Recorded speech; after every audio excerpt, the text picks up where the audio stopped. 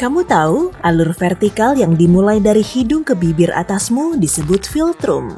Meski tak punya fungsi tertentu bagi manusia, tapi dalam bahasa Yunani kuno, bagian ini punya arti pesona cinta. Oh, romantisnya. Setengah lingkaran putih kecil di pangkal kukumu disebut lunula. Itu bahasa Latin untuk bulan setengah. Saat kamu merasa gatal di antara tulang belikat, coba minta seseorang untuk menggaruk agnestismu.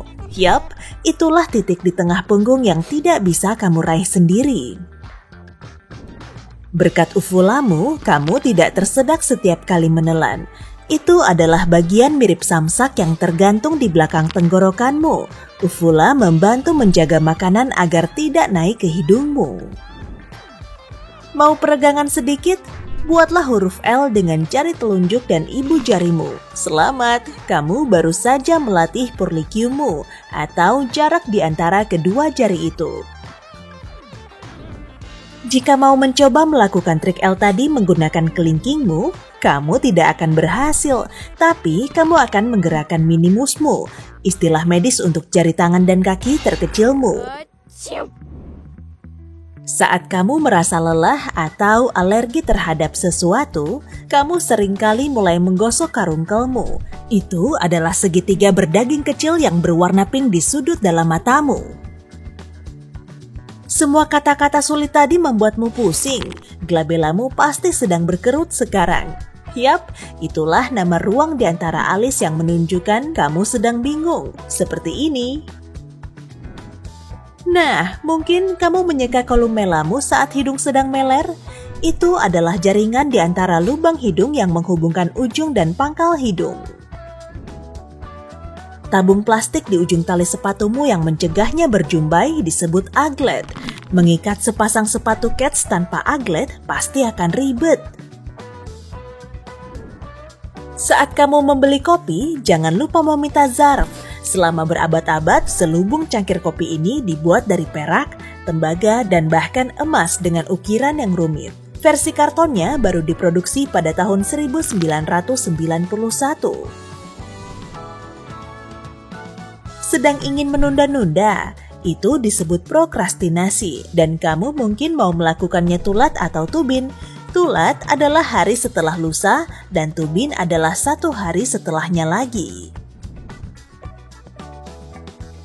Dengung menjengkelkan yang kamu dengar sesekali di telinga disebut tinnitus, bukan tinatun. Ingat ya, suara ini muncul ketika rambut halus yang rusak di telinga bagian dalam membocorkan sinyal listrik ke otak.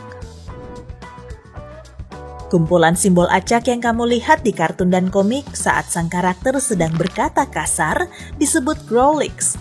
Jangan berkata kasar ya. Kamu mungkin bertemu seseorang yang wajahnya tampak sangat akrab. Perlu waktu sebentar sebelum kamu bisa mengingat namanya, tapi kamu akhirnya ingat. Momen keraguan-raguan sebelum kamu berkata, "Hai, Bambang," disebut turtle. Saat kamu tidak bisa melupakan sebuah lagu dari pikiranmu sekeras apapun kamu mencoba, berarti kamu punya earworm atau cacing telinga. Jangan panik, itu bukan cacing sungguhan yang terus bernyanyi di dalam kepalamu. Siapapun yang pernah merasakan kesemutan di kaki karena duduk terlalu lama, berarti dipastikan mengalami parestesia. Ini juga bisa terjadi pada bagian tubuh lain. Jika kamu termasuk salah satu orang yang tidak bisa mengumpulkan energi atau tekad untuk bangun dari kasur pada pagi hari, kamu mungkin mengidap sesuatu yang disebut disania. Kalau kamu susah bangun pagi dan justru begadang semalaman untuk menonton YouTube, maaf, itu lain cerita. Kalau kamu tidak bisa membaca resep dokter dengan baik, katakanlah kepadanya bahwa griffonage mereka terlalu berlebihan. Itu adalah kata keren untuk tulisan ceker ayam. Apa ini berasal dari Gryffindor? Kalau begitu seharusnya cakar singa ya. Kata harimau dan sungai punya satu kesamaan. Keduanya memiliki diftong, atau gabungan dua huruf vokal yang berubah penyebutannya.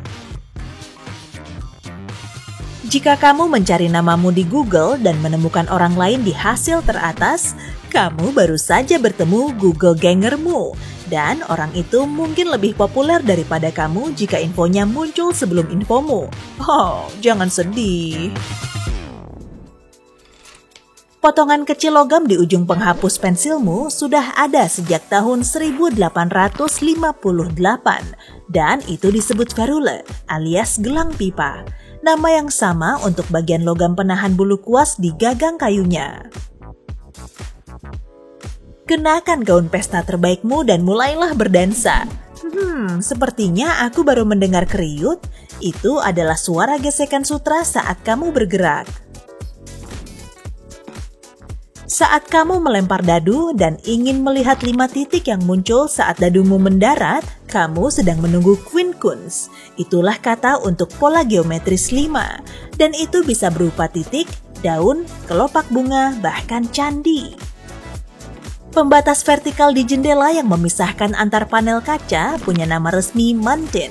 Dulu, mantin dipakai untuk menahan kaca. Sekarang, sebagian besar fungsinya hanya untuk dekorasi. Pola EFPTOZ yang kamu baca saat memeriksa mata punya nama, yaitu Bagensnellen. Nama ini berasal dari nama penciptanya dokter mata Belanda Herman Snellen. Jika bisa membaca baris ke-8 dari jarak yang ditentukan, kamu punya penglihatan 20-20. Omong-omong, kalau kamu merasa gugup ketika membaca huruf-huruf ini, yang kamu lihat mungkin bagian senewan.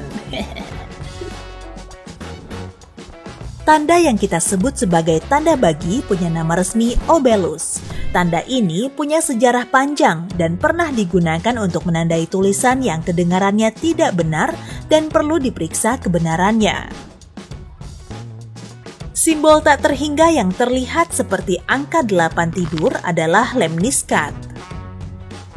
Penanda merah cerah bertuliskan "kamu di sini" yang kamu lihat di peta kereta, museum, dan taman bisa menyelamatkanmu kalau baterai ponselmu habis atau saat internetmu mati. Panah ini disebut ideolocator. Satu hal yang banyak orang benci dari pisang adalah benang kering yang muncul dengan sendirinya saat kamu mengupas pisang. Ada nama untuk itu, pembuluh tapis atau phloem. Blackberry dan raspberry terdiri dari sekelompok benjolan kecil. Yap, kumpulan ini punya nama yaitu drupelet. Saat kamu makan persik, apel, atau buah lainnya, ada bagian yang kamu tinggalkan karena tubuhmu tidak bisa mencernanya. Biji dan kulit buah itu berada di bawah lapisan bernama chunking. Benjolan di salah satu sisi bat pingpong disebut pips. Pemain pro mengatakan makin pendek pipsnya, maka makin baik. Kalau lebih panjang, kamu tidak akan bisa mengontrol bola dengan mudah. Dalam bahasa Inggris, kita menyebut bagian tajam di garpu sebagai prongs. Tapi, buatlah teman-temanmu terkesan dengan kata lain yang merujuk ke bagian yang sama, tines. Tergantung apakah garpunya untuk makan salad, hidangan penutup, boga laut, atau menahan daging di atas api, jumlah dan panjang tines ini akan berbeda-beda. Saat kamu mengisi botol, jangan lupa meninggalkan sedikit ruang ulaj. Itu adalah jarak antara bagian atas wadah dan cairan di dalamnya. Vibrissae kucing memang indah ya. Itu adalah nama kerennya kumis, dan itu bisa dipakai untuk menyebut kumis anjing, tikus, dan banyak mamalia lainnya. Primata satu-satunya yang tidak memiliki vibrissae adalah manusia. Senurdel biasanya sudah cukup untuk menyikat gigi. Ini adalah olesan berbentuk gelombang yang kamu tuang ke sikat gigi. Para pencinta pizza, ingat ini, cornicione menggambarkan bagian luar kerak tanpa saus atau keju. Beberapa orang lebih suka cornicione yang diisi keju, tapi aku lebih suka yang polos. Setiap kali kamu membuka menu tarik turun dengan ikon yang menunjukkan 3 baris, kamu menggunakan tombol hamburger. Arti la yang tidak ada artinya disebut vocable. Jika kamu mendengar beli balsem alih-alih di mister di lagu sepak bola, kamu baru saja mengalami mondegreen. Ini adalah kata untuk salah dengar lirik. Penjahit yang baik tahu cara membuat arm size sempurna, yaitu lubang di pakaian yang dilewati lenganmu. Rasa gugup yang kamu rasakan saat melihat gebetanmu, atau yang biasa dikenal dengan sebutan butterfly in your stomach, punya istilah bahasa Inggris collywobble. Jika kamu menutup mata dan menekannya dengan tangan sekarang juga, kamu akan melihat beberapa fosfen. Itu sebutan untuk sekelebat cahaya yang kamu lihat. Setiap kalkun punya snoot. Itu adalah gelambir kulit merah yang tergantung di dahi dari atas paruhnya. Aku juga punya. Tidak, bercanda. Saat semua hal terlihat buruk, apapun pilihan yang akan kamu lakukan dalam permainan seperti catur atau tic-tac-toe, kamu berada dalam suksuang. Dan bersiaplah kalah sebentar lagi. Jika kamu salah ketik atau seseorang salah mendengarmu, tapi kata tersebut masih masuk akal, kamu baru saja mengalami acorn. Misalnya kalimat bahasa Inggris to all intents and purposes, yang berarti untuk semua maksud dan tujuan, masih terdengar masuk akal jika kamu tidak sengaja mendengarnya sebagai to all intensive purposes atau untuk semua tujuan intensif. Hanya 2 huruf dalam alfabet kita yang punya titel di atasnya, I dan J. Yap, titik kecil itu punya nama. Kamu mungkin tidak tahu ikat pinggangmu punya cincin, tapi kamu pasti butuh yang baru jika rusak. Ini adalah lingkaran penting di gesper yang menjaga tali tetap di tempatnya. Womble selalu datang pada waktu terburuk, di tengah rapat penting, saat ujian yang sunyi, di pernikahan sentimental. Saat itulah perutmu keroncongan. Ya, seperti aku ketika mencoba merekam video ini saat jam makan siang. Sabar ya perut, sebentar lagi kita makan.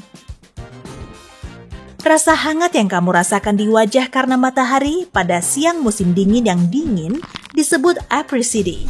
Kata ini mungkin baru kamu dengar, tapi sayangnya tidak bisa menghangatkanmu. Bau hujan punya nama resmi petrichor. Aroma ini muncul dari tanah yang lembab. Saat perutmu sangat kenyang sampai terasa ada setumpuk makanan di sana, kamu mengalami, bisa tebak, crapulence. Perpaduan antara tanda seru dan tanda tanya disebut interrobang. Tidak seperti kebanyakan tanda baca lainnya yang telah ada selama berabad-abad, tanda baca ini baru ditemukan pada tahun 1960-an. Sekian, sekarang aku harus menenangkan wombleku dan membuat makan siang sambil sekalian menyeka filtrumku.